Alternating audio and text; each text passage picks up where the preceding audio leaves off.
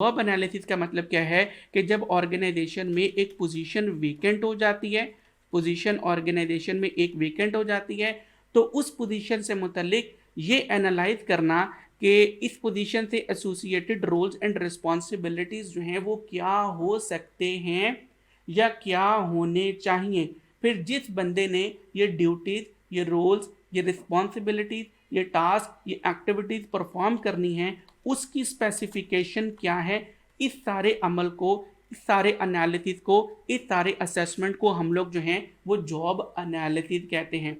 जब हम लोग जॉब एनालिसिस में ये वाला पार्ट परफॉर्म कर रहे होते हैं तो डेफिनेट बात है हम लोग एक डॉक्यूमेंट जो है वो तैयार करते हैं कि इस पोजीशन से मुतल्लिक, इस पोजीशन से रिलेटेड जॉब रोल्स रिस्पॉन्सिबिलिटीज़ क्या हो सकती हैं। इस डॉक्यूमेंट को हम लोग जॉब डिस्क्रिप्शन कहते हैं।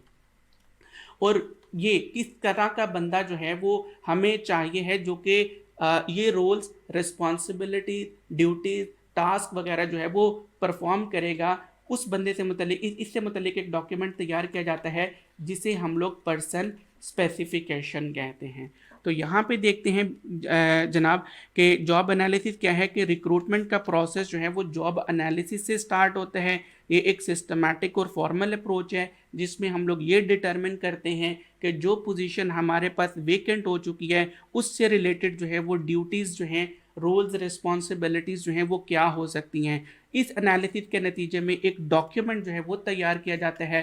That document is called job description है। हम लोगों ने रोल्स रिस्पॉन्सिबिलिटीज़ डिटरमाइन कर ली। अब हमें ये मालूम होना चाहिए कि ये तमाम टास्क एक्टिविटीज़ परफॉर्म करने के लिए किस स्पेसिफिकेशन का, किन खूबियों का, किन किन कैरेक्टरिस्टिक्स का मालिक जो है वो हमें बंदा, किस स्पेसिफिकेशन का जो है वो हमें बंदा चाहिए है। इसका मतलब है कि इससे मुतल्लिक भी हम लोग एक डॉक्यूमेंट जो है वो तैयार करते हैं। This document is called person specification है। यूँ कह लीजिए कि जॉब एनालिसिस के नतीजे में हमारे पास जो है, हमारे सामने जो है वो दो डॉक्यूमेंट आते हैं। Number one is called job description and second one is called the person specification है।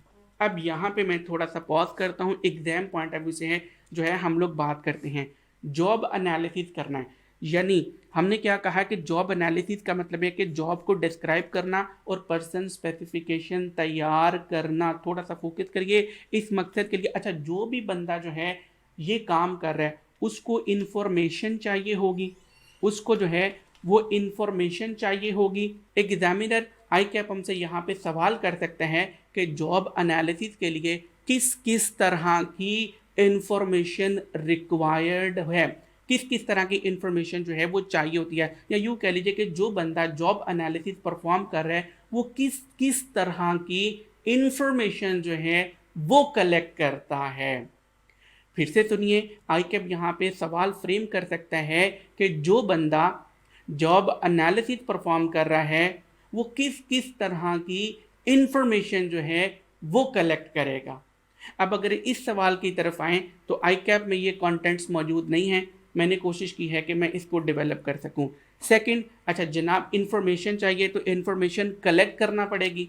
तो सवाल पूछा जा सकता है कि जो बंदा जॉब एनालिसिस परफॉर्म कर रहा है वो जो रिक्वायर्ड इंफॉर्मेशन है उसको किस किस तरीके से कलेक्ट कर सकता है।